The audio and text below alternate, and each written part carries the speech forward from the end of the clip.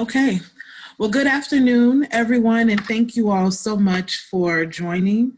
We really do appreciate you all taking the time out to join our webinar today. And also just happy Black Breastfeeding Week. We're very excited to be in partnership with the co-founders of Black Breastfeeding Week, which one of them is our kindred partners, Black Mothers for Breastfeeding Association out in Michigan. And so we really do uplift them and all of the work that they've been doing over the years as it relates to this wonderful, timely, and very important campaign.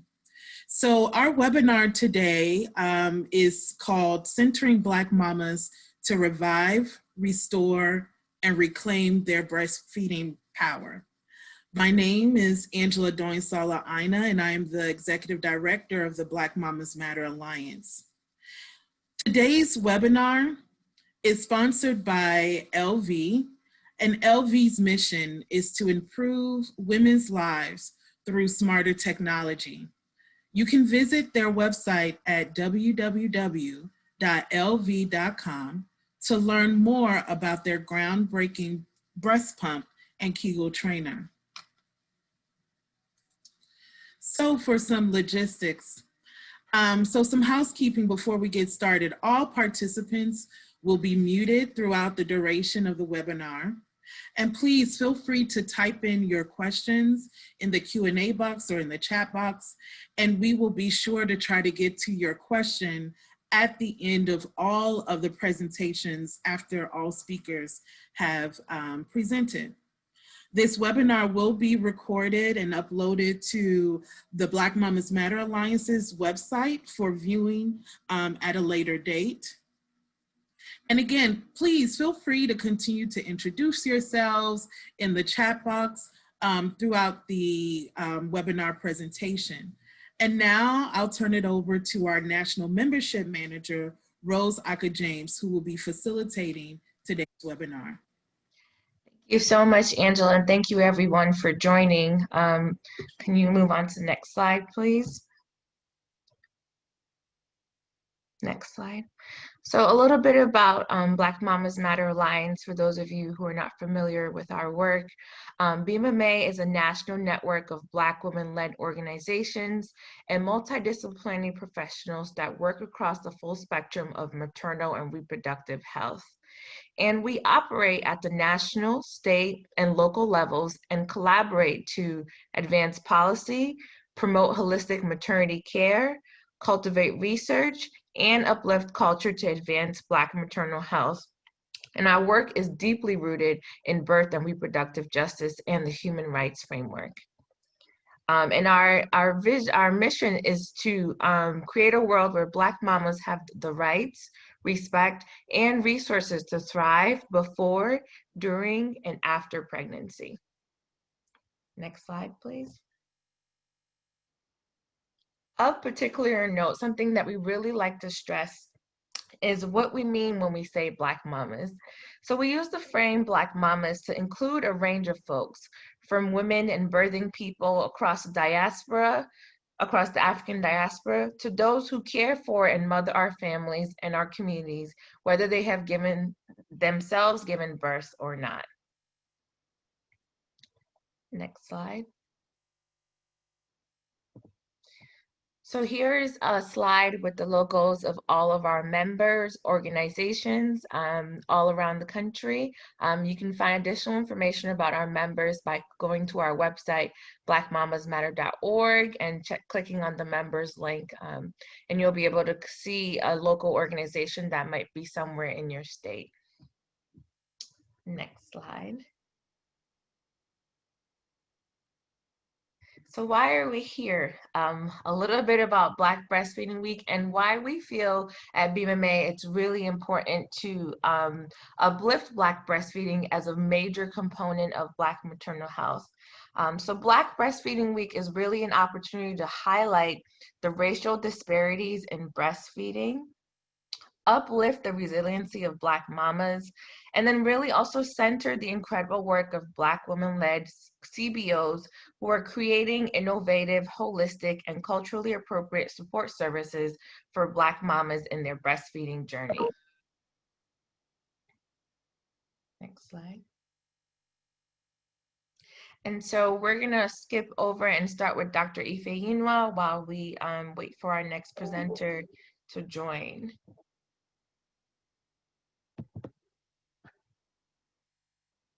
Okay. So today we have— Hi, good morning. Oh, go ahead, I'm sorry. It's okay. So today we have the pleasure of being joined by some incredible speakers who will be shedding light on how they center Black mamas to revive, restore, reclaim their breastfeeding power. And their work ranges from communications to policy to research, programming, and support services. And so we have Dr. Ifeyinwa Asiodu, who is an assistant professor of family healthcare nursing in the School of Nursing at University of California, San Francisco. As a researcher, registered nurse, and lactation consultant, Dr. Asiodu is extremely passionate about improving breastfeeding rates in Black communities. And her research is centered on the intersection of race, gender, family dynamics, life course, and breastfeeding. Welcome, Dr. Asiodu. Hi, good morning and good afternoon, everyone, depending on where you are. I was super excited about this presentation, so I kind of jumped in there right at the beginning. So apologies, Rose. Again, my name is Ifeyinwa Asiodu, and I'm grateful for the invitation to discuss research in regard to breastfeeding, Black breastfeeding, chest feeding, and donor human milk. And I want to thank BMMA for the opportunity to present today. Next slide, please. I do not have any disclosures to share. Oh. Next slide.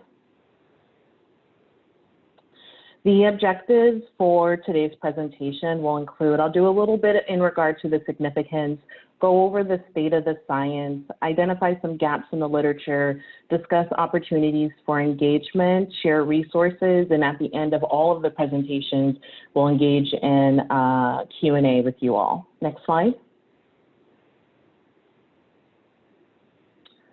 So I know that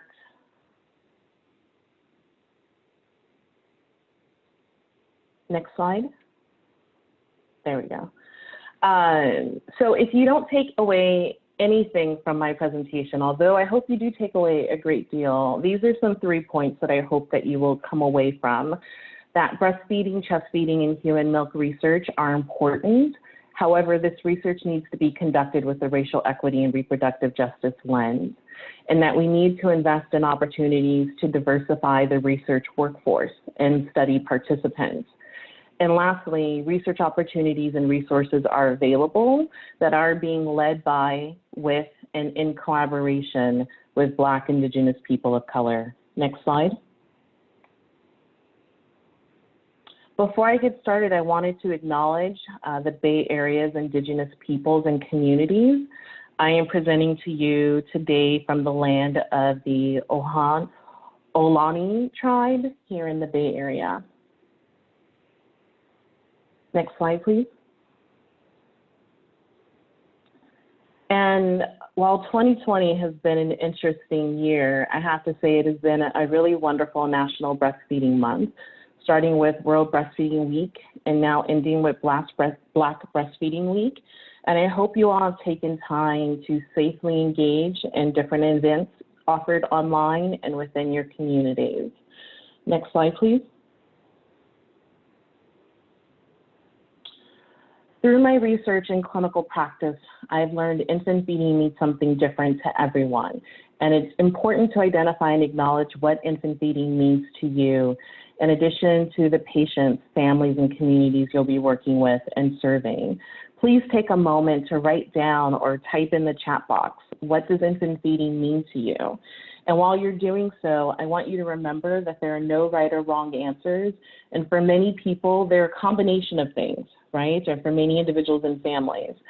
However, for the purposes of this presentation, I'll primarily be focusing on breastfeeding, chest feeding, and the expression of human milk. Next slide, please.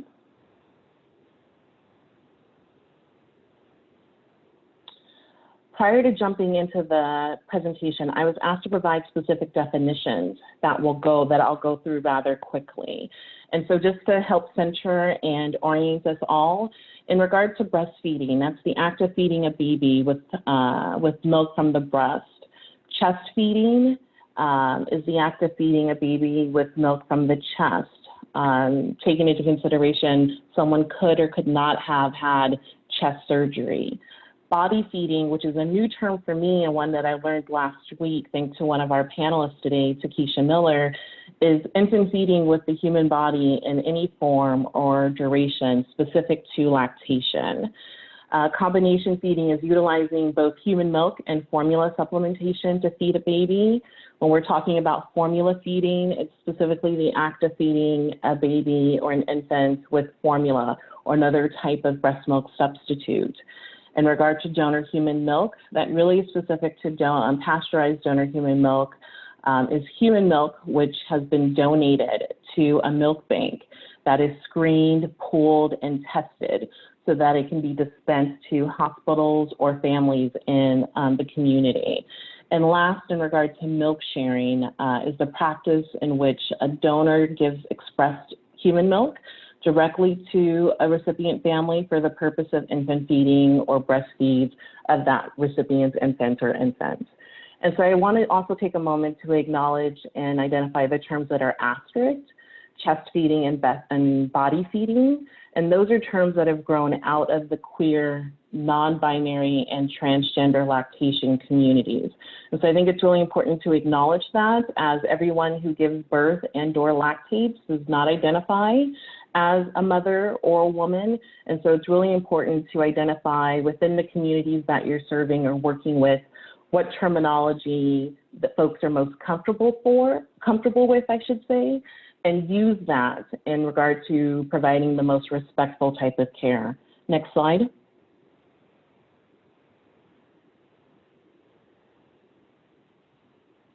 Next slide. No, one slide back, please.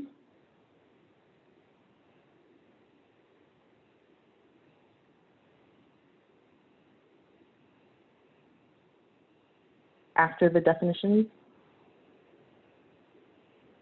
There we go. So this is the part of the presentation where I would typically share a number of data slides showing current breastfeeding rates across populations.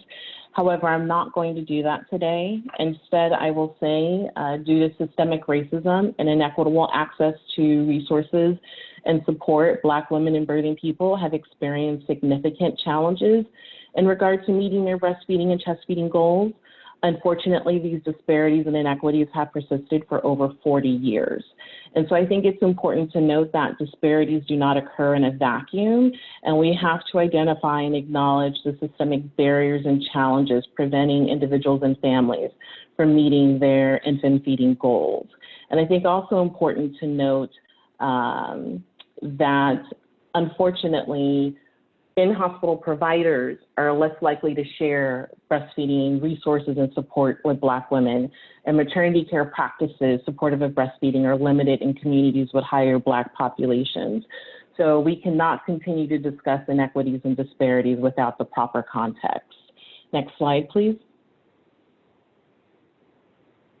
In regard to data, the CDC, the Centers for Disease Control and Prevention, provide a variety of different types of research data specific to national and state level rates in hospital maternity care practices and public health opinions and infant feeding practices. And I'm going to share a few of those data sources in the next slide.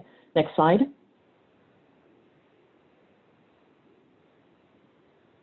And these are a few of the data sources currently available.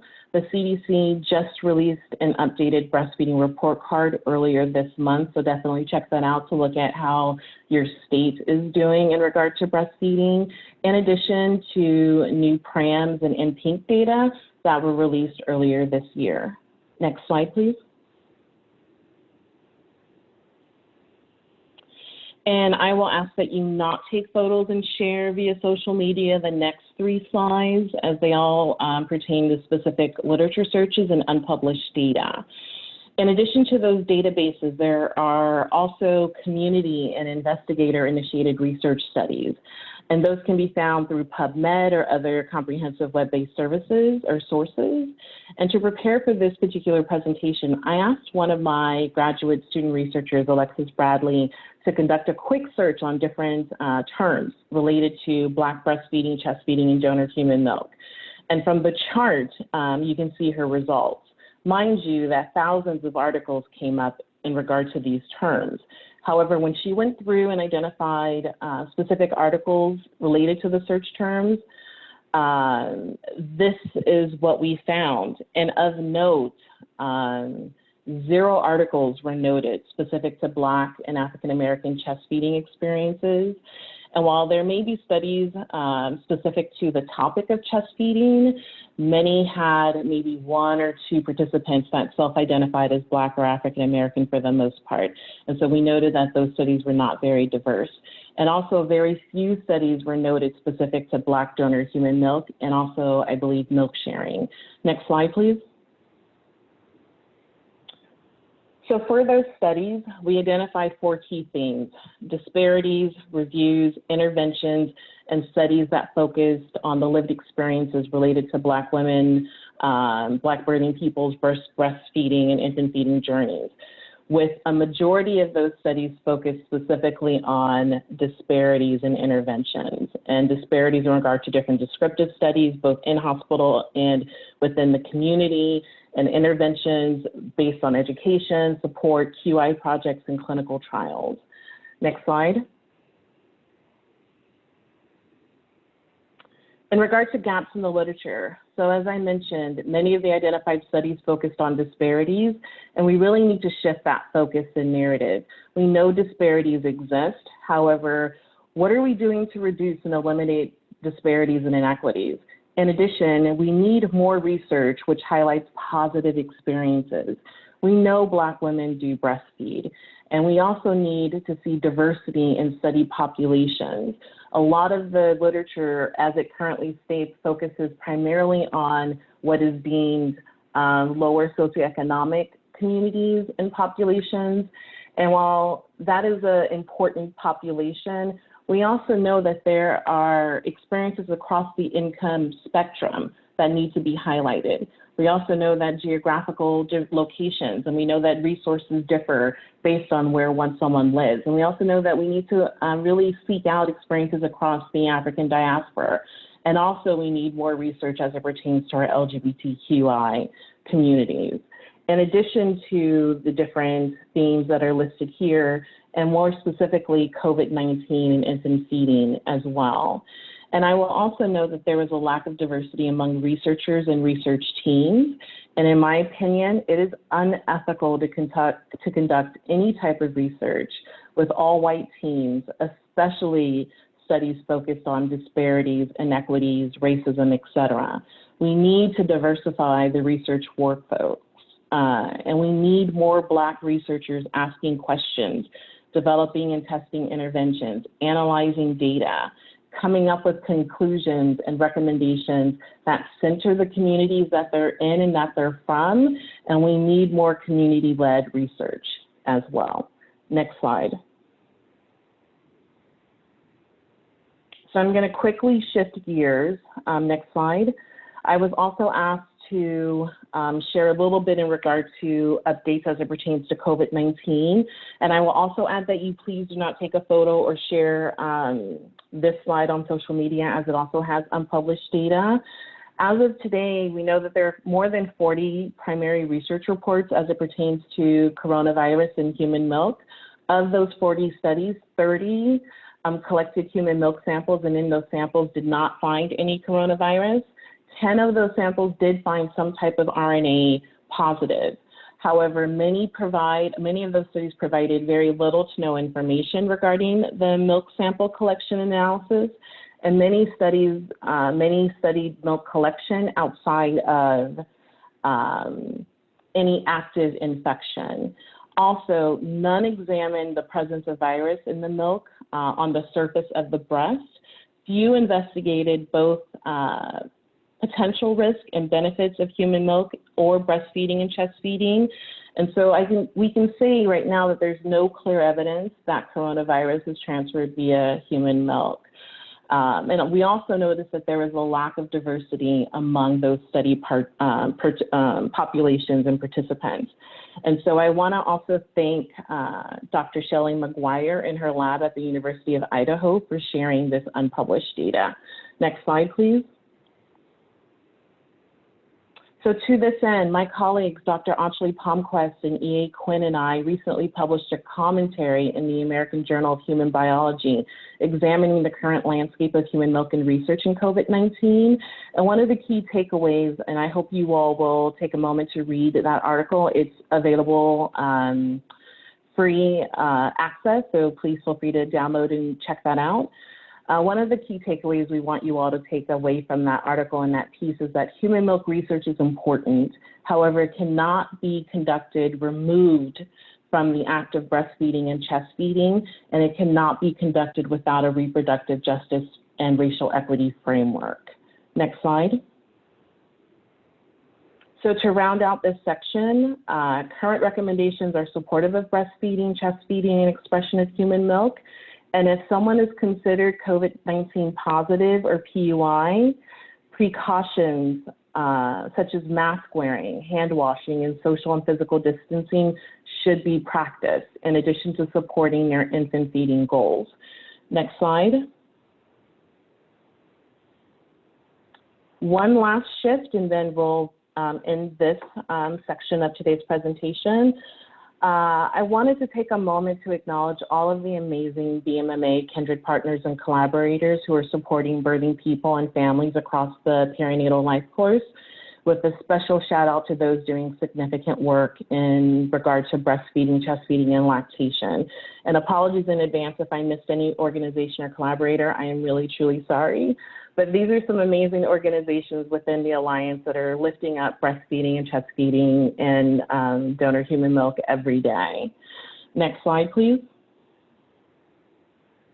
I also wanted to acknowledge the community-based organizations and partners that have been instrumental to much of the research and policy efforts specific to Black breastfeeding available in the literature. So definitely want to lift up all of the different organizations that you see here, specifically BMMA, ROSE, Health Connect One, and BIMPA. Next slide, please. So lastly, I wanted to share opportunities to engage in current perinatal and lactation-specific studies pertaining to COVID-19. This is not an exhaustive list, and there are many other studies being conducted across the U.S.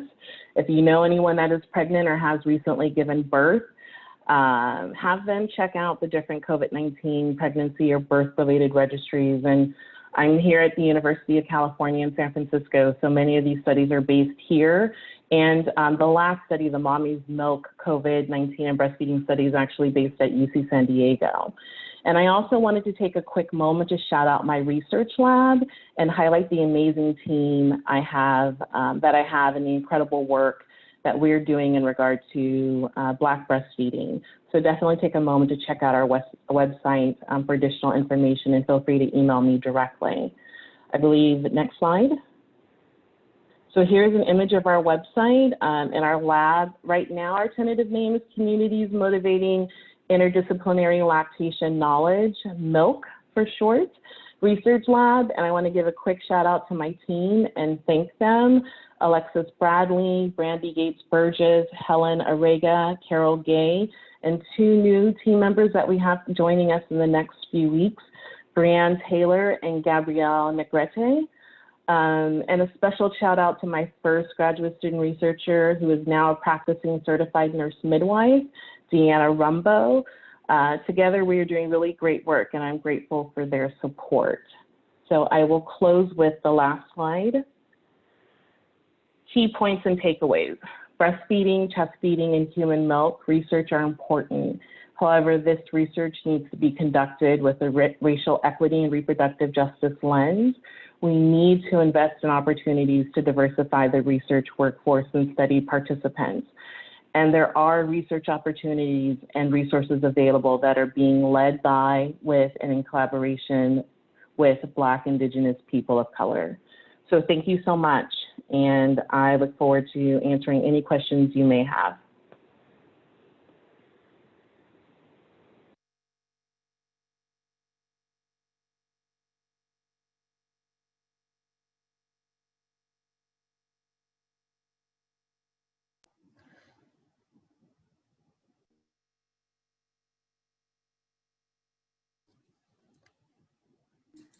Thank you so much, Dr. Ifeyinwa. We really appreciate your presentation. We are now going to turn it over to Kimberly Seals Allers, and I'm going to allow Angela to continue to introduce her. Yes, and apologies, everyone. I think we're having a little bit of technical difficulties on our end, and I will see if our facilitator is back on. I am here. Awesome, Rose. So, you know, you guys, we are also trying to stay safe because there's a hurricane coming. But I want to turn it over to Rose to introduce Kim. And Kim, thank you so much for joining us. And thank you, Dr. Ifeyinwa, for that spectacular presentation. Thank you, Angela. So next we have Kimberly Seals Allers. Kimberly is an award-winning journalist, author of 5 books, an international speaker, strategist, and advocate for maternal and infant health. She's the co-founder of Black Breastfeeding Week and founder of the Irth App, a new digital Yelp-like review and rating app for hospitals and physicians made by and for Black women and birthing people of color. Welcome, Kimberly. Thank you. Can you hear me okay?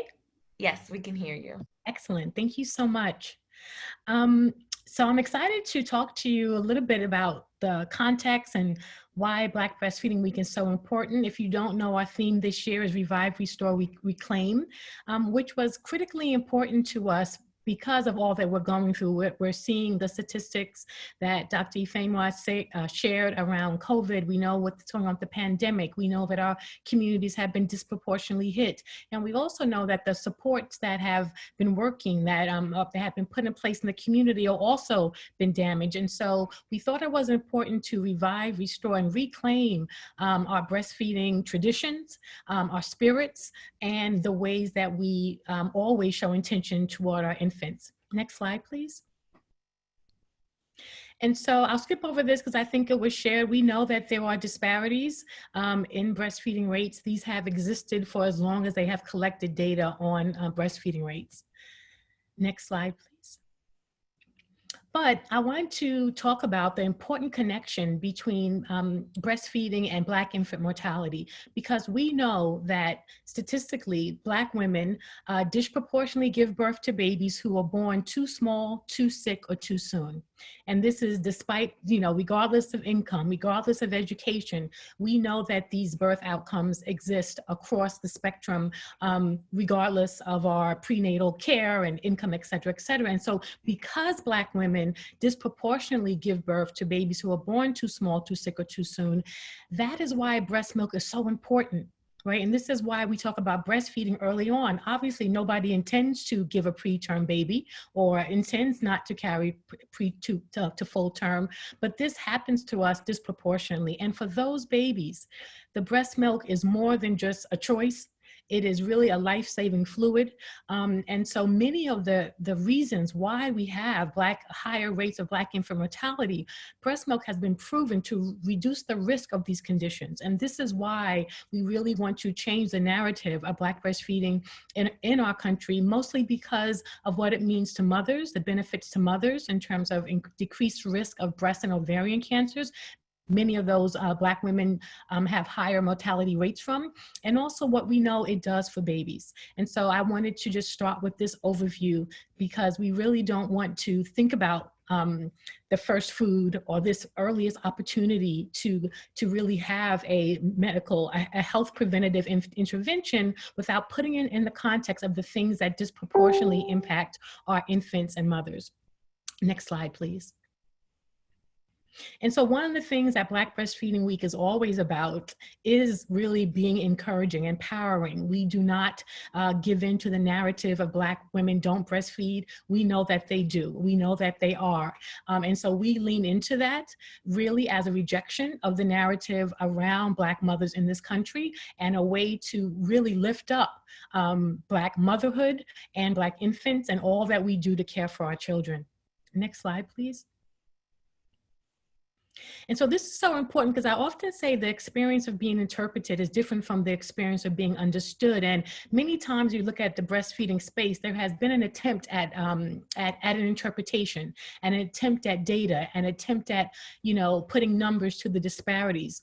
But what we need is an understanding of the experience. Why is this happening? Why aren't more Black women breastfeeding? What is the support? And Dr. Asiodu mentioned some of those factors around lack of medical professionals sharing information. And so we really want to not just think about what is the interpretation of Black women in breastfeeding as it relates to stats and figures, but what is the understanding about their experience that could really give context to this issue. Next slide, please. So really for us to do this, we have to go back. We cannot ignore the history of slavery in this country and what it did to the maternal bonds and to the maternal relationship. We know that during slavery, Black women were stopped from breastfeeding their own children and forced to breastfeed the children of their white slave owners. None of us can imagine what it feels like to be forced to provide sustenance and nurturing to your oppressor's child, right? And obviously the slave owners knew this was important because they wanted it for their own children. Next slide, please. And so in many slave narratives, we see not just the impact of wet nursing, but also the impact on slave mothers who often saw their own children suffer while they were forced to breastfeed other children, the children of their slave owners. Next slide, please. And so, again, we see this narrative. And so we can't ignore how this disrupted that maternal bond. We know that in slavery, Black women could not own their children, but they cannot even perform some of the basic tasks of motherhood, right? Feeding your baby is really your first job as a mother, and this was denied. They were denied this opportunity. And then over time, we know that as they were denied opportunities for other economic opportunities, wet nursing became one of the few things they could do for money. So we really we can't divorce ourselves from this history that caused this disruption in the normal maternal relationship and really a disruption in the normal breastfeeding relationship. And so this is critical to understanding the context of how we are here today. Next slide, please. Next slide, please. And so some of the other factors we know are happening are lack of professional support. As was mentioned, in my work, working all over the country and in different community projects, we constantly hear that Black women are not receiving information.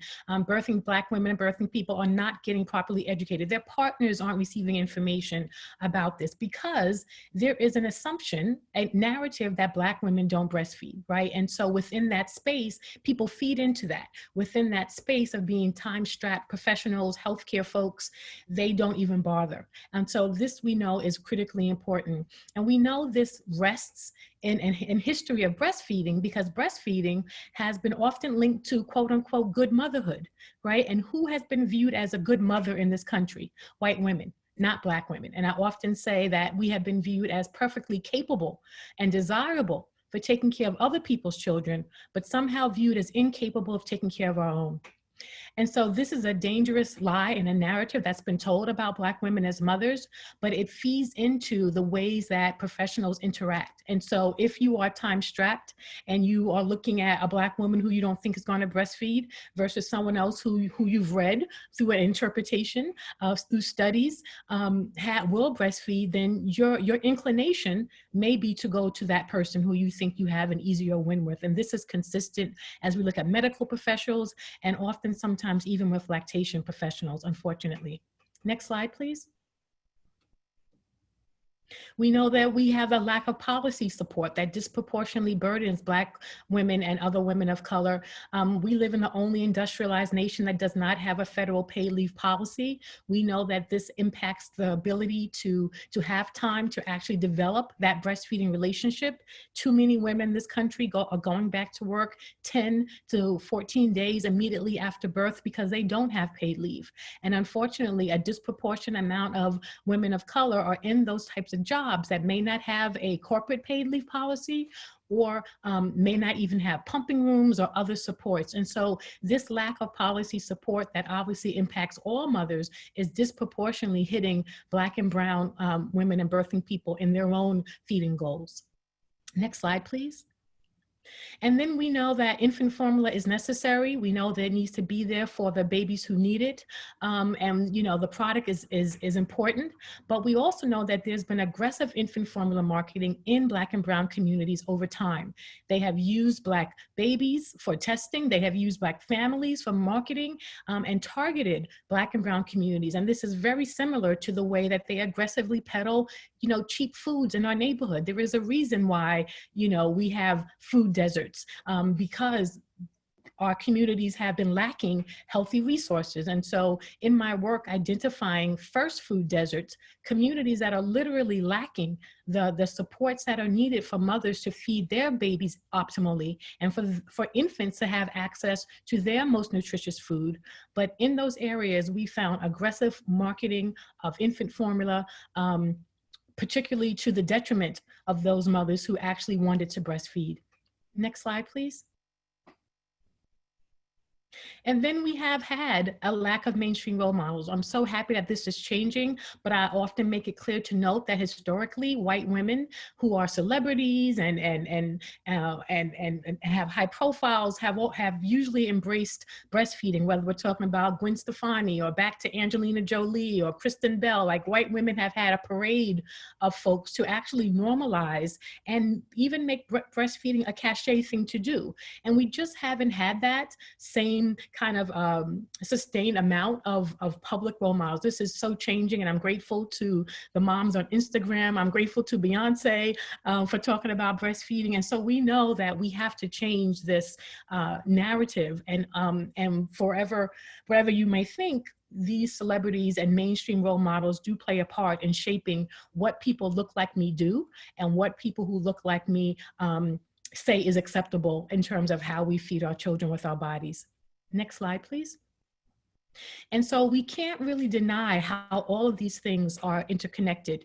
We are all aware of the Black Mamas Matter Alliance, amazing work with Black maternal mortality.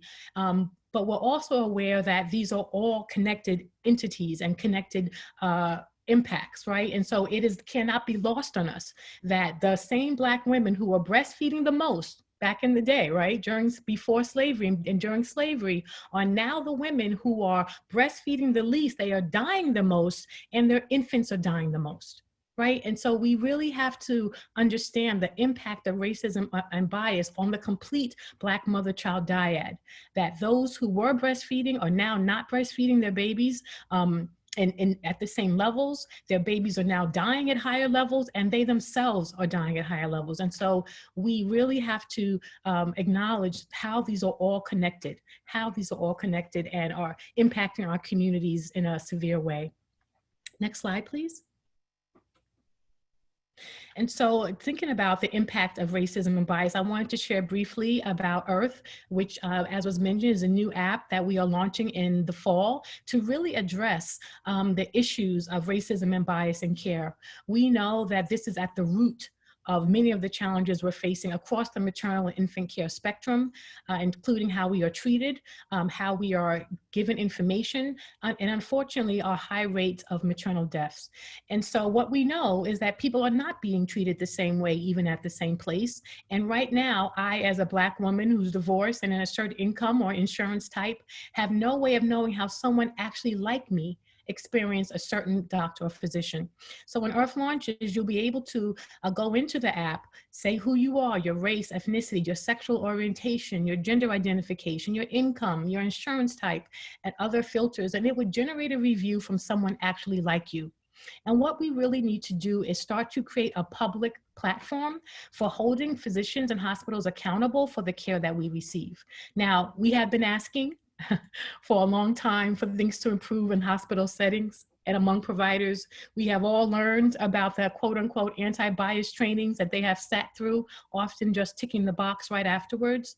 And so we really need what I call a meaningful disruption to put some consumer power behind this issue. And so we really want to use our consumer power to say, we are our sister's keeper. That is what we say at Irth, and that we will let each other know where we are receiving good care and where we are not, so that we can actually use our consumer power to drive change and let them know that we are not just going to allow this information to remain in back-end databases that hospitals can only access or hidden on websites in language that no one can understand. And so I'm super excited about launching Irth. I encourage you all to please look at birthwithoutbias.com, learn more about us. We are right now collecting reviews to seed the app. And so we're running several, I think it's on the next slide, please. We're running several campaigns. Oh no, that's my last one. I apologize. So we're running several campaigns to actually generate reviews. If you know anyone who lives specifically in our cities of Sacramento, New York, Detroit, the DMV, the Washington, D.C. DMV area, or New Orleans, those moms and birthing people can receive a $25 gift card when they complete a review, as well as we have all types of Irth merchandise and prizes, and we're giving away strollers and giveaways for everyone all month long. So I encourage you to think about Irth and to stay connected to us on Facebook and especially on Instagram. And then lastly, you know, as we lean into Black Breastfeeding Week and this idea of revive, restore, and reclaim, I just want to remember that we are all in the narrative shifting work, right? And we are restoring and reclaiming the narrative of Black motherhood, whether we're talking about maternity care, infant mortality, or breastfeeding. And that we can all play a part in saying that, you know, we know the story that's being told about us. We know that the story that's being told about Black women and Black mothers and Black people in general, as we see them continually gunned down in the street. But this is our opportunity to say, no, we are doing something different. We reject that narrative, and we have a new narrative that we know exists, that we are shouting about, talking about, sharing about, so that becomes the dominant one. So very grateful to Black Mamas Matter Alliance for having me here. Thank you all for celebrating Black Breastfeeding Week, and I'm looking forward to taking questions later. Thank you. Thank you so much, Kimberly. I really appreciate all the work that you have all been doing at Black Breastfeeding Week in your 8th year, and also the work that you've been doing with the Irth App. Next, we'll hear from Dr. Ayanna Robinson. Dr. Robinson is a mother and public health professional with over 10 years of research and program evaluation experience, primarily supporting federal-level public health initiatives. She is the founder of Black Girls Breastfeeding Club, LLC, which promotes breastfeeding among Black women through research, education, resources, and by centering the breastfeeding experiences of Black mothers. Ayanna is passionate about eliminating breastfeeding disparities and improving the maternal health outcomes of Black mothers. Her research on Black mothers and breastfeeding, grounded in Black feminist thought, has been published in the Journal of Human Lactation, Digital Health, and featured on Baby Center. Welcome, Dr. Robinson. Can you hear us? Okay, let me give you access through your phone too.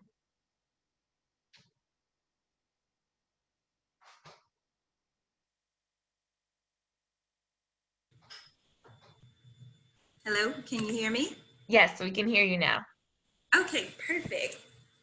Thank you so much, Rose, for that introduction, and thank you, VMA, for having me. I've been really looking forward to this presentation. I admire the work of the other panelists, and so it's just exciting to join you all. And I look forward to sharing over this next session. Next slide, please. So during this presentation, I'll start off with an overview of my breastfeeding story. I'll talk a little bit about my research on e-villages for breastfeeding support for Black mamas.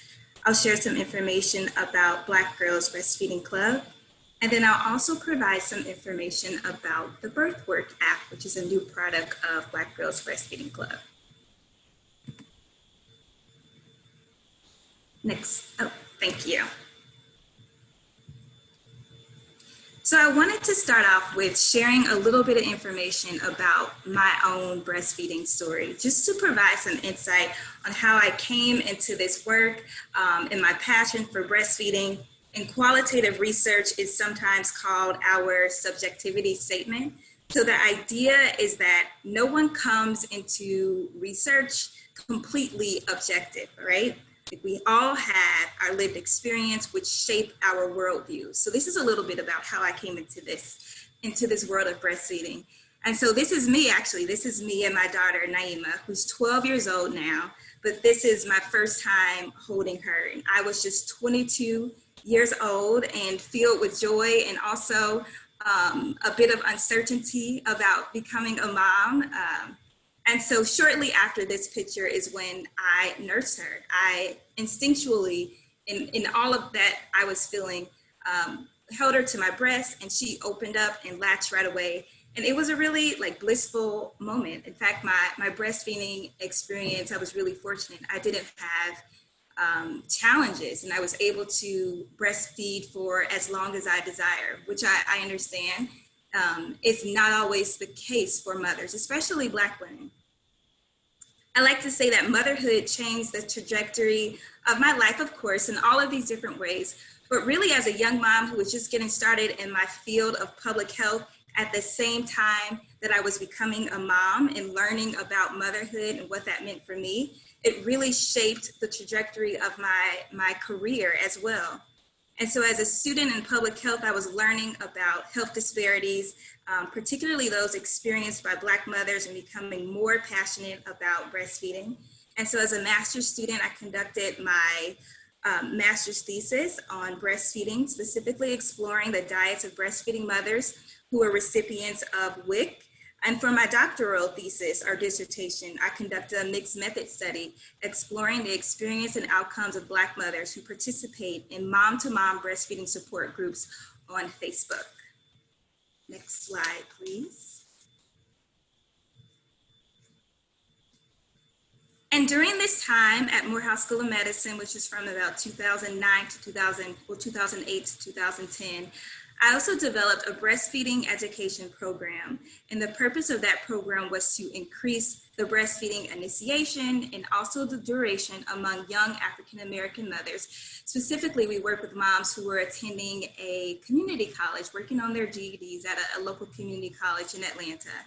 And in the literature, again, as a student, I was learning about the benefits of breastfeeding, but also about the socio-cultural, historical factors that also became barriers for Black mothers in meeting their breastfeeding goals. And so I knew coming in that I wanted to develop a program that would be culturally relevant. I grew up going to a program every Saturday from 9th to 12th grade called Sankofa, which a lot of you are probably familiar with, but if not, Sankofa is an Adinkra symbol, and it means that in order to move forward, we must reach back to the past. So in developing this program, I not only wanted to know about their intentions to breastfeed, if they wanted to breastfeed and why, but I also wanted to address these historical factors that have influenced breastfeeding rates among Black women. And so that's what we did. We explored various historical factors, but not just including wet nurses, but the history of our ancestors pre-slavery. So coming to the understanding that this is something that Black women have done since the beginning of time, and something that Black women continue to do all across the diaspora. Next slide, please. So I want to look back and reflect a little bit on my own breastfeeding journey again. So this is me in the middle, and statistically, or maybe even stereotypically, I probably didn't look like someone who, based on the stats, would breastfeed for as long as I did. So I was a young Black mother. I was unmarried. I was in grad school, so it wasn't low income. I had no income. Of course, the educational status was a little bit higher because I was in grad school and had a college degree. But typically, like when we're reading the literatures of those factors that facilitate or serve as barriers, these are some of the things that come up in the literature for breastfeeding. And so there were also, speaking to a lot of the things that Kimberly just addressed as far as formula marketing, there were things that I experienced that directly could have undermined my breastfeeding experience. For example, I left the hospital, even though I stated that I was exclusively breastfeeding, with formula samples, bags of formula samples. I had my first and last visit to the WIC office as a grad student. Because although I expressed that I was going to, or I desired to exclusively breastfeed, I was told by my counselor that I would need formula so other people could watch my daughter when I wanted to go out. So this is prior to the Affordable Care Act, but I was given this advice again, even though I expressed my desire to exclusively breastfeed. And in that moment, I felt like I was being written off as a stereotype or as a character in a myth about Black mothers in breastfeeding. So we can't deny that these stereotypes are placed on Black mothers, that they're mirrored in apathy from healthcare professionals who promote formula over breastfeeding to Black mothers, or who provide little to no counseling based on assumptions that are rooted in implicit bias. And so on the other hand, my environment at home was really what fostered my desire to breastfeed. And so I grew up in a home where ancestral ways of knowing and doing were honored, were shared. And so to me, breastfeeding was normal. So that led to high self-efficacy to breastfeed, or high confidence in my ability to breastfeed. I had high perceived norms. Again, breastfeeding was something that I grew up knowing and seeing and thinking was very normal. And then I had a lot of support. So support for me was at the hospital, having a lactation counselor or consultant come to me and show me like positions for breastfeeding, to follow up with me 2 weeks later to see if I was having any challenges. Strong familial support from the maternal and paternal grandmother, really encouraging me to breastfeed and to keep going. And also peer support. I had someone who was a former classmate whose child is the same age as my daughter. We really stuck with each other, encouraged each other along our breastfeeding journeys. Next slide, please. So the factors that I spoke to in the previous slide look a lot like the theory of planned behavior, or this adapted model of TPB that I use in my study on social support through social media. These are the factors that we know impact breastfeeding outcomes, and they include things like norms, social support, our attitudes, and our self-efficacy or confidence. So in my own experience, like this has really become like a full circle in my work. Next slide, please. One of my interests in public health is the use of digital technology to support and connect people in ways that can improve the health outcomes of Black women and mothers. So the purpose of this mixed method study, which I conducted for my dissertation, was to explore the experience of Black mothers who participate in breastfeeding support groups on Facebook, to explore the types of support exchanged in these environments, and to examine the relationship between support received on Facebook and their breastfeeding outcomes. I also compared the level of support that moms received on Facebook to their other sources of support. I conducted this study using a mixed method design. I conducted a cross-sectional survey with 277 participants who were first-time mothers self-identifying as Black, who were a part of breastfeeding support groups on Facebook that were specifically designed and for Black mothers. I also conducted 4 online focus groups with a subset of the women who completed the survey.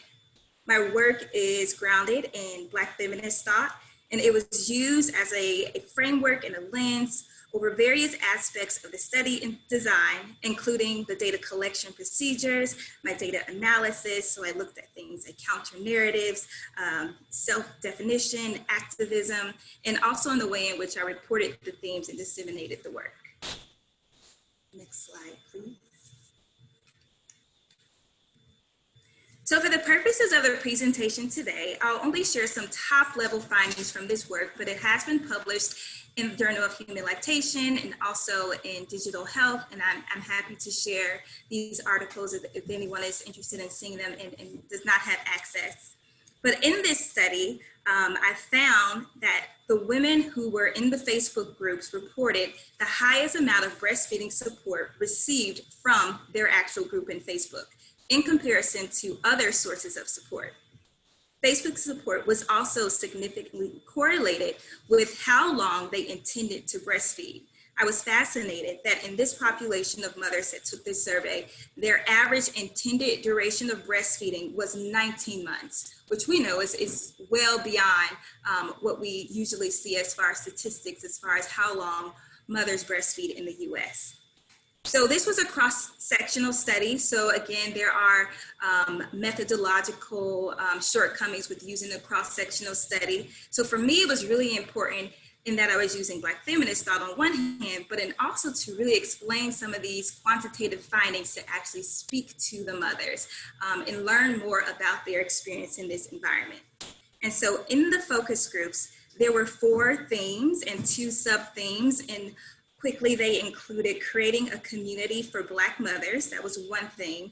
And so I found that mothers were not only interested in being supported by mothers, but specifically by Black mothers. They were specifically seeking out spaces where they could be supported by individuals who not only shared that experience of motherhood, but also race and culture. So this really speaks to the intersectional experience of Black women.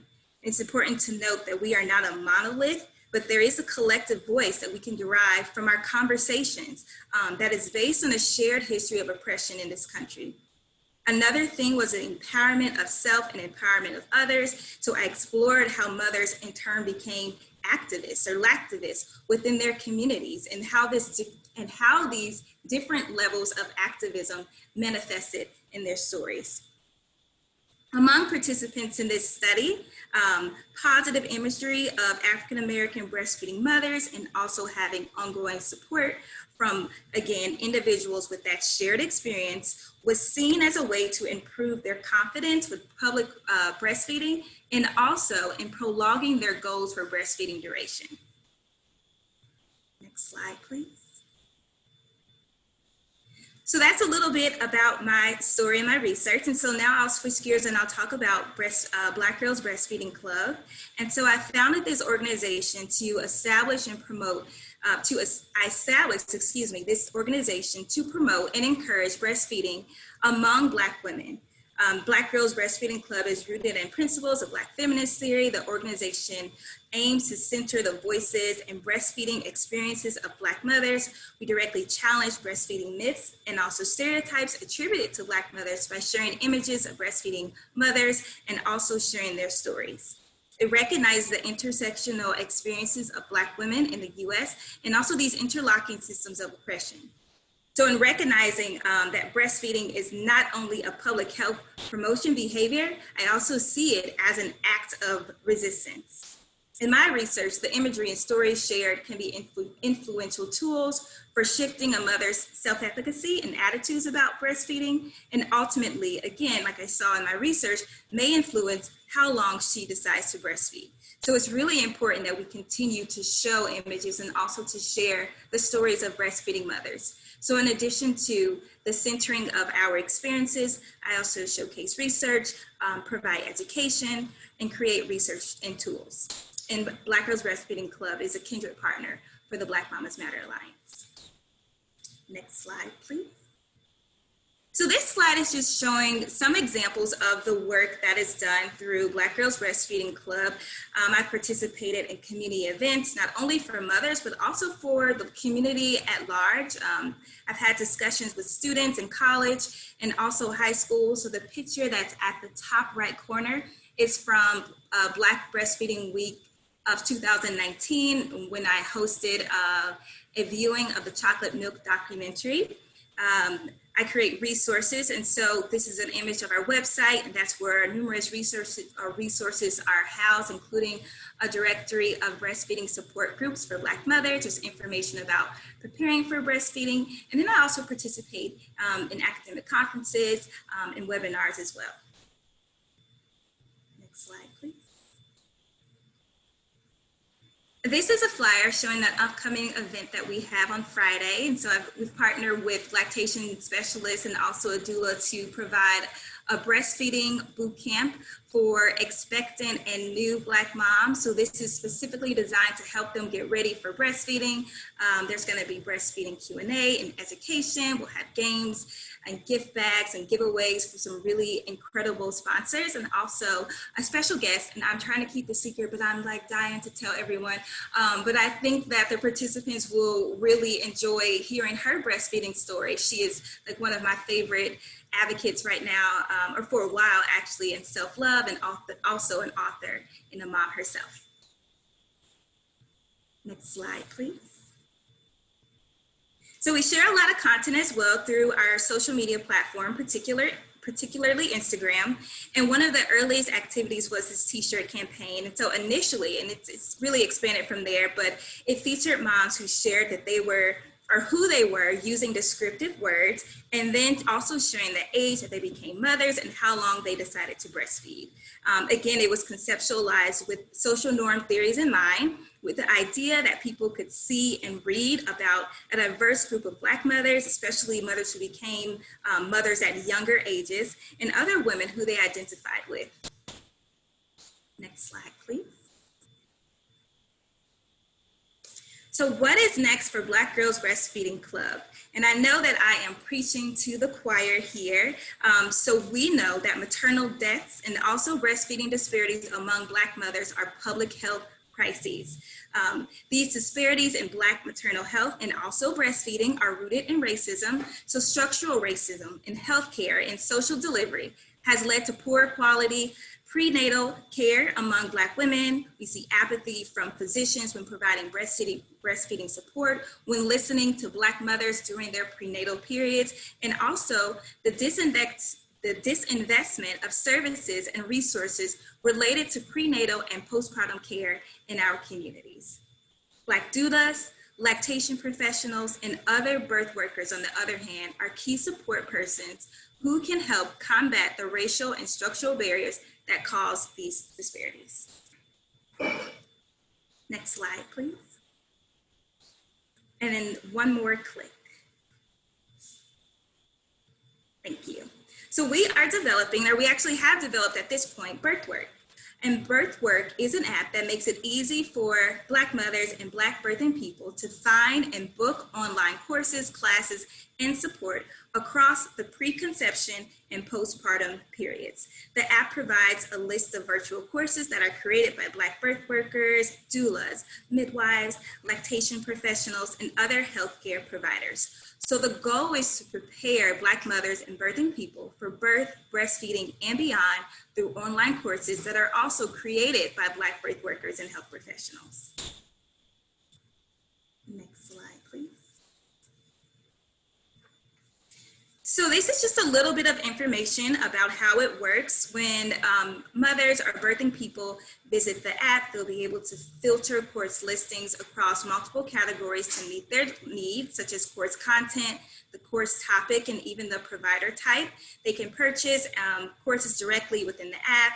They can provide reviews. They can chat directly with the birth workers who have courses listed as well.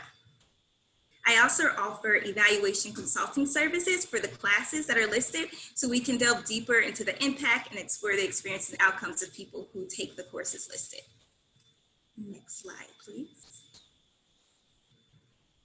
So I want to talk a little bit about disparities in internet access, because I recognize that there is no one solution for connecting Black people to needed resources developed for our community.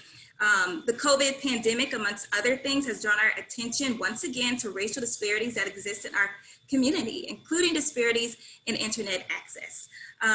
Access and availability to internet is one of the concerns with promoting health efforts online. So for example, approximately 40% of African Americans and Hispanics lack internet access. And we further see these disparities when we look at education and income level. But there's a bit of promising research when we look at access to smartphones and the use of social network sites and apps. And so 80% of Black Americans own a smartphone, and our disparities that we typically see with internet use tend to not exist when we look specifically at the use of social network sites and apps. And so you can see in this image that birth work can be available as a home button. And so it's developed as a web application, but having the same speed and technological functionalities as a native app.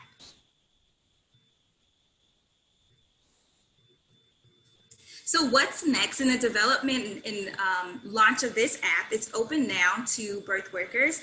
It's also going to be open in September to individuals who are interested in accessing courses. And you can learn more by visiting Black Girls Breastfeeding Club, specifically the birth work tab. You can also contact me at blackgirlsbreastfeedingclub@gmail.com or at info@birthwork.com to learn more. And so if there are women who are interested in signing up or birthing people who are interested in signing up and finding courses, there's a way that you can sign up for early access and to be notified when it's open and available more broadly. And if there are birth workers who are interested in learning more, I can also provide that information as well. Next slide, please. And so I just wanted to thank you all again for your time, and thank BMMA again for having me on this panel. And I'm happy to take any questions. Thank you so much, Dr. Ayanna. Just incredible work that you're doing with Black Girls Breastfeeding Club and the Birth Work app as well. Our final speaker for today is Takisha Miller. Takisha is a breastfeeding, lactation, human milk advocate, community organizer, homeschooling parent, and now executive director of Chocolate Milk Cafe National Incorporated. She has been devoted to providing lactation and community support since becoming a parent in 2012. Her desire to support Black families on their lactating journeys ignited when she learned about Black Breastfeeding Week in 2016, where she organized her first event in New Jersey through Families for Equity, a community-based cooperative designed to amplify the voices of Black families and their needs throughout northern New Jersey. Welcome, Takisha. Hi, everybody. Thank you, Rose. I just want to say thank you to Black Mamas Matter Alliance. I am very new to speaking. You're welcome to go to the next slide if you'd like to. And also thank you to Dr. Ifeyinwa for reminding me of decolonizing language. So I would like to tell you that I'm Takisha, pronouns are she, her. And I'm on land residing where the Lenape people have occupied in the past. And let's see how this goes for me. I'm very nervous, excited at the same time. And I hope that I do you all well. Now, my slides are simple. Hopefully you enjoy the images that are here and you'll just get to hear me talk a little more than not. I want to tell you a little bit about Families for Equity first, of course. Like Rose mentioned, I became a mom in 2012. And in Centering Black Moms, I'm also going to talk a little bit about my experience in breastfeeding. I was grateful enough to have a sibling. My big sister was going to become a CLC and then an IBCLC, and she introduced me to breastfeeding. I had a little bit of an idea about breastfeeding, but I wasn't as versed as I am today. And when her mentioning of hand expression, it kind of ignited in me that that would be something that could work, because I was very nervous about pumping and all the different intricacies of breastfeeding. So when I had my oldest in 2012, it kind of ignited a passion for breastfeeding, and I joined local breastfeeding support groups. I've joined baby wearing groups, even some holistic groups, and I was just very active wanting to be community engaged, so involved in the community. Not Chocolate Milk Cafe, Families for Equity actually came about due to me being in 2014 after having my twins. The picture right here of me breastfeeding is my daughter. She's cute. I was part of a lot of Facebook groups, and I joined this Baby Wearers of Color group, and there was a lot of discussions about a lot of the social justice and Black Lives Matter and all of the different things that are happening in the world. And I became interested in not just being part of natural parenting groups, but also discussing my Blackness involved in that. So we hung around a lot of white families, and I just felt it was important to integrate the parts of me, especially having a Black son and then 2 more Black children, into that. So we started Families for Equity in 2014. I like to refer to it as a community-centered cooperative. The goal is to for Black families and other marginalized groups to be our voices to be uplifted in the space. So we're open to all, but if you don't have at least a baseline of understanding social justice issues, then this may not be the space for you. We have an emphasis on cooperative language and also community. And by that definition, we mean that this is a space where all parties provide equal involvement. So whatever you put into it is what you get out of it. So some type of activity or engagement is encouraged. It's not necessarily a tit for tat, like you don't have to pay this or be involved in a certain degree for people to notice you, but we do encourage some type of engagement. Our members in the group, we are mostly a Facebook group, but we also meet in person, obviously not that much so far in 2020, but our members are welcome to host our request events and meetups that suit their needs. And anybody who's organizing, we are very encouraged on setting healthy boundaries, so only do what you're capable of doing. We have throughout the year, we usually plan workshops, meetups, field trips. They're all mainly family-centered or kid-friendly. Throughout the past years, we have also had monthly parenting meetups, kid-free, or nurslings are welcome. Everybody loves to hold a baby, so we don't kind of turn them away. We also host, in centering Black mamas, we actually emphasize active listening and providing a safe space for our parents to receive support that they need. And in focusing on informed consent and practicing parenting skills, we also host workshops. So I mentioned workshops, but also we do workshops in the sense of we do baby wearing, cloth diapering, we make elderberry syrup, thieves oil. We have a bunch of different things that we do, and it depends on what people are interested in, so a lot of holistic things that we try to offer to the group. We've done book clubs. We're actually starting up again doing book clubs. Due to COVID-19, unfortunately, we haven't been able to do a lot of in-person events. So we have been hosting evening chats, weekly chats that we move to bi-weekly. And next month we'll be opening up a book club that's all virtual.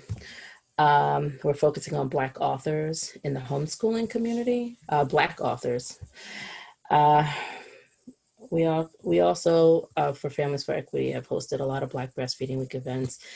Like I mentioned, in becoming a mom or whatever, breastfeeding has been very impassioned for me. In 2016, when I learned about Black Breastfeeding Week, I just had to have an event. I told everybody. So we kind of met in the park. It was very small and intimate, but I've been an advocate since then about uplifting Black families in this area. And as far as we can go within New Jersey, all the parents in need of lactation support, it doesn't matter where you are in your journey. You can go back, guys. I think you missed that's fine. It doesn't matter. So it's again, in Centering Black Mamas, our goal is to provide our attendees and members of the community with some type of giveaway or swag to show we are aware of the time and energy they have put into nourishing their children. and that we are here for them as a community. There's so much in our society, we focus on the baby and the child. We have baby showers. Everybody wants to hold the baby, wants to know when they can come over to hold the baby. So we really try to highlight the postpartum care for the caregiver and nurture them. It's in the same vein as the airplane oxygen mask. You know, they tell you to put yours on first before you can care for the child. So we're in that same breath, like if the caregiver is not well cared for, then the baby can be at a disadvantage. So one of the other things we offer, and you can see in the lower right-hand corner here for Families for Equity, we do a postpartum fourth trimester care package.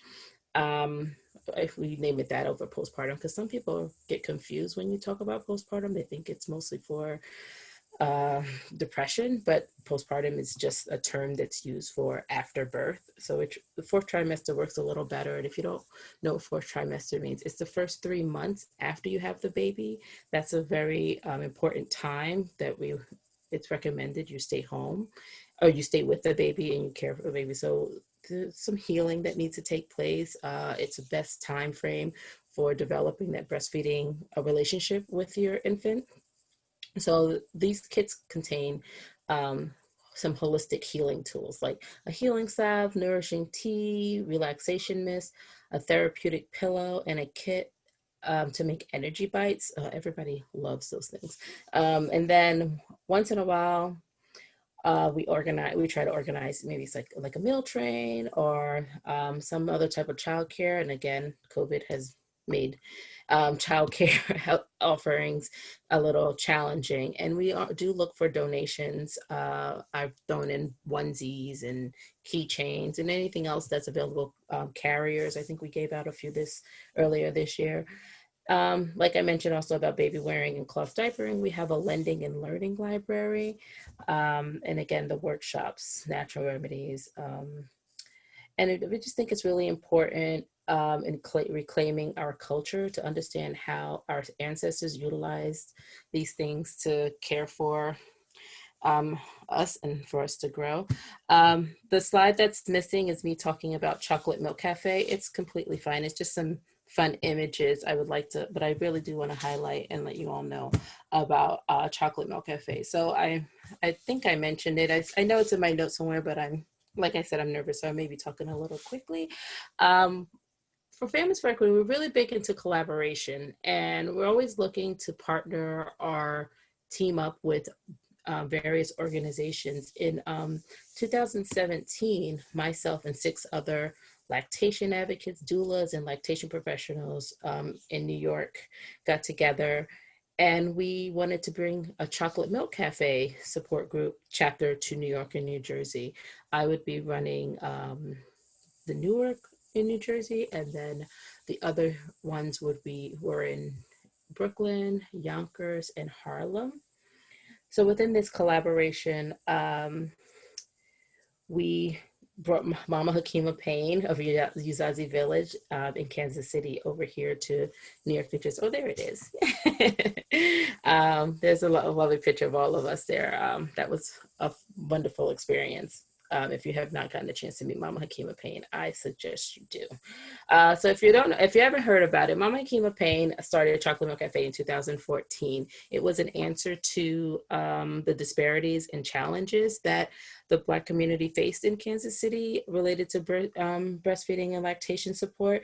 She found that there wasn't enough cultural sensitivity and that the families weren't being cared for the way they need to. So she developed a program that would provide a sacred or safe space where families that are part of Black or part of the African diaspora, is what we like to use, could receive peer-to-peer support and also have access to Black CLCs, which is certified lactation counselors, or IBCLCs, which is International Board Certified Lactation Consultants. And these would also another way of bringing on and supporting more Black lactation professionals as well. And through these meetings, we would celebrate our Black culture and experiences. So we, like I said, we started in 2017. We all were trained, and by 2018, we all had our meetings up and running. And within the next year, last year, we were able to have 2 more trainings, and we actually tripled the amount of facilitators that we had brought on, and even added another location in New Jersey, in East Orange, giving New Jersey 2 locations. So the New York, New Jersey chapter went from 7 facilitators to 21 in less than 2 years. And with that, Mama Hakima was gracious enough to provide us with her blessing in turning Chocolate Milk Cafe, her Uzazi Village program, into its a national entity. So in the midst of COVID this year, while everyone is like trying to wrap their heads around a pandemic, we were developing a national entity. So that was fun. So now we are officially up and running as a 501c3 nonprofit organization. I am the executive director. We have 8 active chapters and within 5 states, and we have about 30 facilitators at the moment. Before you ask, we are looking to be in every state. Yes, please give us a little more time. We're hoping to have a more official national acknowledgement of us as a national entity, and also 2021 would be a better time to start doing more trainings and opening it up. But in the meantime, because we are virtual because of the COVID, you are welcome to attend our monthly meetings. We have Brooklyn meets next week. We actually have tomorrow, Newark and Oklahoma are meeting. 31st Harlem meets. So there's a lot of meetings going on. We're also doing a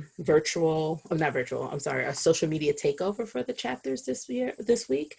Yesterday, Oklahoma did a little takeover. Today is Harlem. Tomorrow is Newark. The Friday is Brooklyn. Saturday would be Kansas City.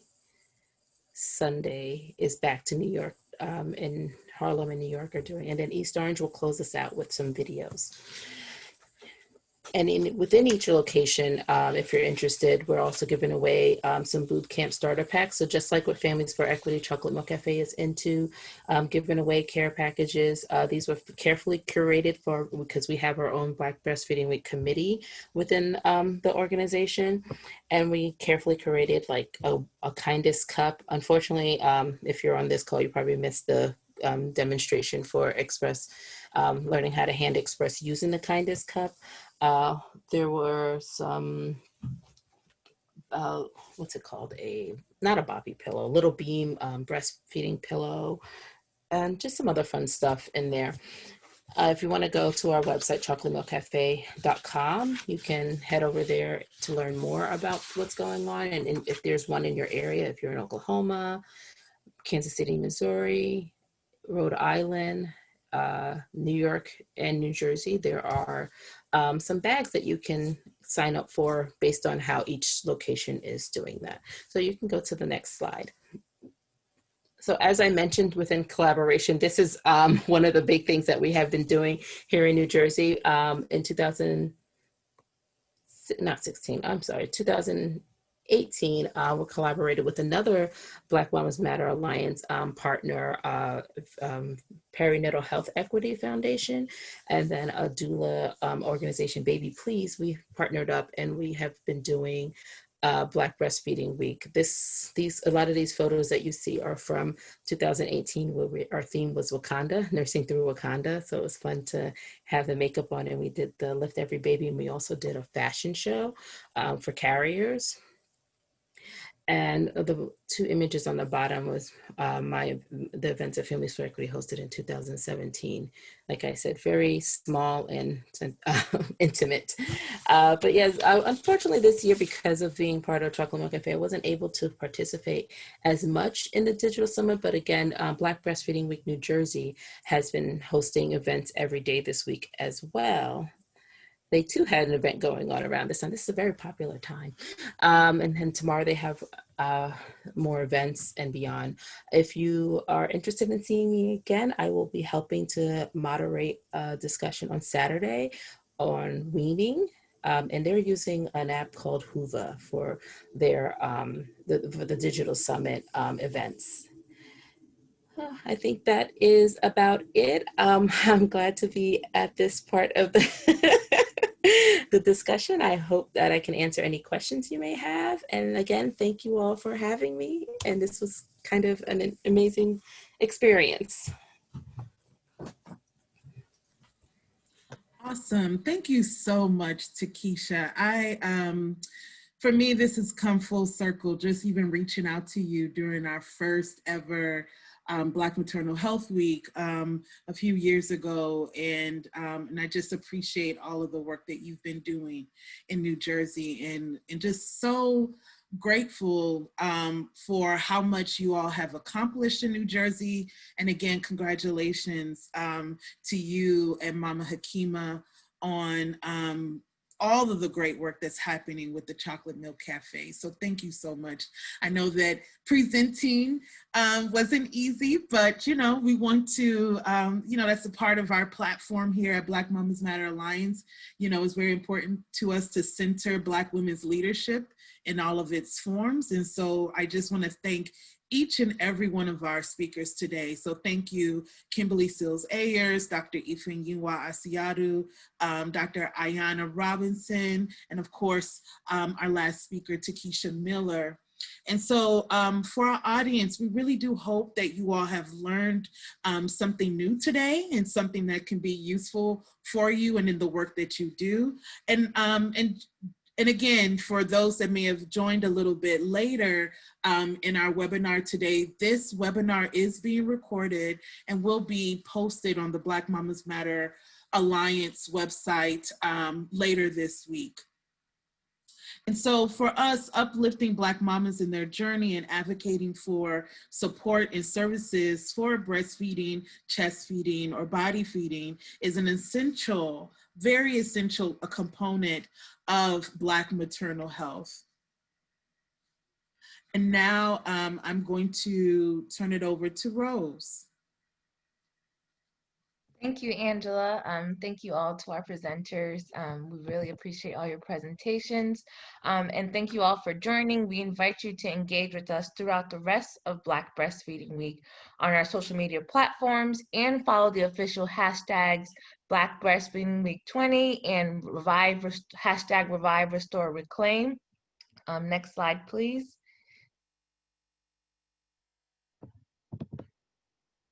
And stay tuned to our Instagram this Friday for a special giveaway from our Black Breastfeeding Week sponsor, LV.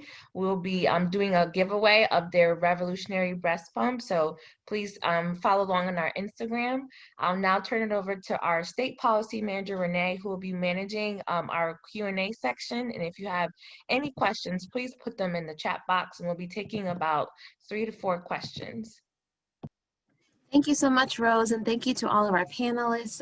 Thank you, Angela, as well, and our attendees. We really appreciate your support and being present today. So I'm going to go through our Q&A questions. Some have been answered, and I believe the ones that have been answered are public on the webinar. The ones that have not, I'm going to just highlight a few. I want to cover some basic things that have been asked. This webinar will be available on our website in the upcoming weeks, and with that, you will be able to review the webinar, the recorded version of the webinar. Also in the chat box, you may see some of the published, some of the sites that our panelists have dropped of some of their published work. So we do encourage you to follow them and continue to research and follow their journeys. Some of the questions that we have here that I will highlight. The first one, thank you so much for all of your work and inspiration to all the panelists. Do any of the panelists have any advice for nurses striving to be allies to Black mamas, knowing peer support and communities of Black mamas would be ideal in places with lower African American population, like Colorado, to help lift and support Black mamas? So I will leave it to one of our panelists to take that question.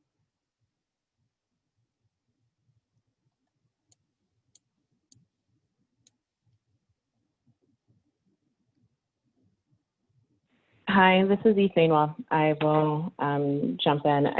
First, thank you for that question. I think it's important that everyone plays an important role in supporting Black breastfeeding and chest feeding and the use of donor human milk, right? And so I think first is doing an assessment and understanding what are the current resources available in your communities and who is currently doing the work and really connecting with those individuals, right? And also not only in the community, but also looking online.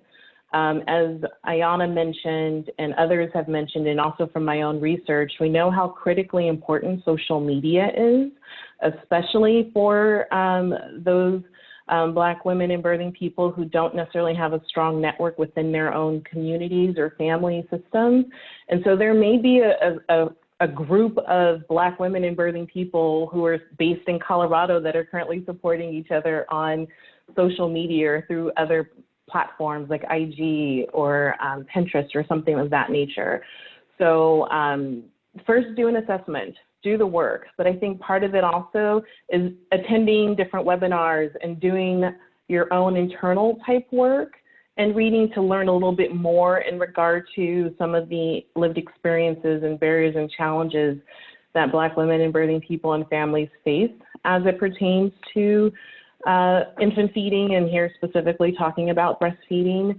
I saw another question in regard to folks thinking that individuals kind of come to the hospital setting with already their minds made up and things of that nature, but also reaching out to your prenatal care providers, right? Your midwives, nurse practitioners, OB-GYNs. What type of breastfeeding information and education and resources are they providing to those patients? Knowing that folks are less likely to receive that information, be proactive, right? Make sure that those patients are receiving that information. Make sure that it's culturally informed, that there are images that are representative of the folks in the community. There's a lot folks can do, I think, that isn't only about that one-on-one breastfeeding support with that patient or that lactating person and their infant. There's so much that can happen prior to someone becoming pregnant, during someone's pregnancy, during that birthing period within the inpatient setting, and during postpartum, and then after when they're discharged and they're in the communities. There's so many different opportunities to support individuals and families. It's really identifying what is currently be available, where the gaps are, and what you can do. Thank you, Dr. Ifeyinwa. That was a wonderful response. Any of other panelists wish to add on?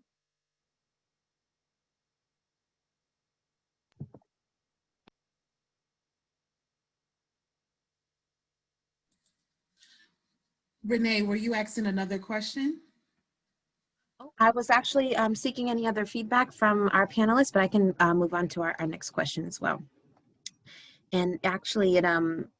Ifeyinwa actually responded to some of this question, but in case our panelists have any further feedback or input, the response is, I am a postpartum nurse at a hospital in Wisconsin. I want to know how I can help Black birthing persons to breastfeed.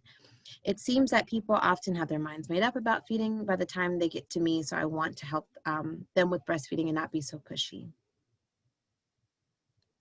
Thank you for that feedback. We really appreciate your experience noted. And considering this is from a healthcare provider's perspective, I'm interested in how our panels feel about that.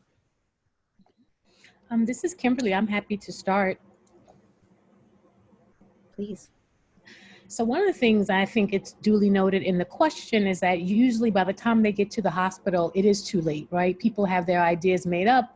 And so we're really working on capturing and focusing this breastfeeding education work more prenatally, because we know that ideas about breastfeeding are not hospital-based decisions necessarily. Yes, that can be a support, but we grew up with ideas about what is normal infant feeding, and maybe we're influenced by having a generation of dolls with bottles. And so all these things are happening well before that initial hospital. So for the folks in the hospital, whatever they can do to really integrate what may be happening on the childbirth or childbirth education side, and to, you know, offer yourself or your resources, and to encourage those who are on the front end of the experience as well. So it is not just about the hospital experience, but how do we have these conversations and this education much earlier on in the process, because as noted many times at the hospital, it's too late. And then lastly, I would certainly encourage anyone who's working within the hospital setting to make sure they're doing their own work about the ways that unconscious bias and racism do seep into care, in terms of who is receiving support, who is assumed to not breastfeed, and things like that. And so I think with those two different factors, with working on your own anti-racism work on an individual level, as well as thinking about integrating the education and support in the front end, more on the childbirth education side, we can start to be a little bit more effective. Thank you.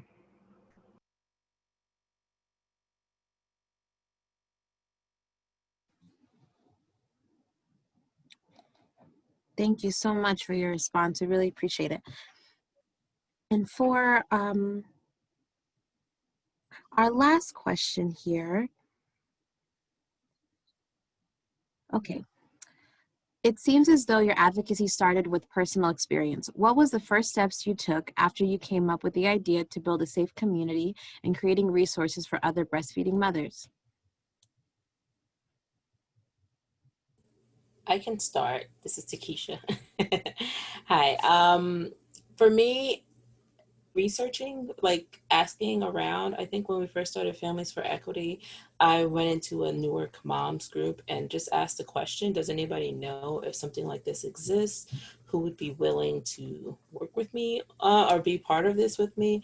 That was big. I try not to start anything without figuring out or navigating what's there first, especially even with Chocolate Milk Cafe. Like I mentioned, well, the reason why we ended up going down that route is my sister is one of the IBCLCs for Harlem, met Mama Hakima Payne, and we learned about it. And Hakima, she actually told us we could do our own thing, but we loved the model that was already standing. And again, true collaboration, working with others who are already doing it is the best way to uplift and center each other.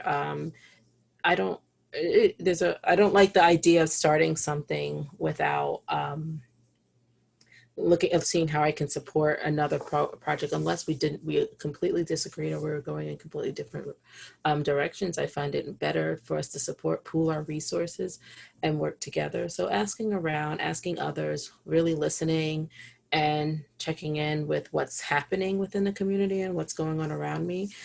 So I join a lot of groups. I chat with a lot of other people, kind of like my own style of research or qualitative research of just listening to other stories and learning how they feel about things to kind of make a decision in that way before I started something new. And then when starting something new, it takes a lot of time getting people engaged. We still struggle with that with Families for Equity engagement. A lot of people are into quality, like everybody can join in, and I'm more into quantity, and I'm more into quality of like engagement, people actually caring about the community and doing things. So it's a slow process, but in the end, it's much more supportive and much more solid when we have people who are committed to the vision and mission together. So just patience is also something that you might want to consider.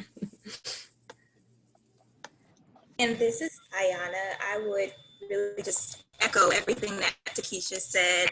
As far as starting with identifying the gaps, and then I'm just very strongly adamant about engaging with community members and the population that you're trying to serve, like before developing anything. So I can think back to when we developed the breastfeeding education program. Like, of course, I was a researcher, so I'm looking in the literature and seeing what may be useful, but then we also sat down with the director of the program to get her feedback and to gain a better understanding of what would be the most beneficial approach for providing this type of education to her students, and what other topics that we weren't even thinking about may be necessary to include. I took a similar approach when developing birth work. So reaching out to both sides of the population that I was aiming to include in the application, including birthing people, so asking them about their interests and what they would be interested in as far as topics, but then also having conversations with birth workers that are still ongoing to see like what exactly are the issues that you're having. This is what I'm thinking. Is this even in the same alignment with what problems you're trying to solve? So I think that that's always a really good first step. And then collaborations, I think, are really important. If there are other organizations that you can reach out to who are doing similar work, that's always helpful, and just further amplifying the message and pushing the messages in the work forward. Right, so thank you so very much to all of our speakers again, and thank you to all of our participants of today's webinar. Of course, there are so many activities and lots of social media engagement happening throughout this week of Black Breastfeeding Week. Please continue to follow that hashtag at hashtag BBW20. Also, if you want to learn more about Black Mamas Matter Alliance and our initiatives, please sign up for our e-newsletter on our website and click the connect button. And also on your screen, you can see all of the different ways that you can follow us on Facebook, Twitter, Instagram, and also on YouTube. Thank you all once again for joining us this afternoon, and we hope that you all have a safe and blessed rest of the week. Thank you.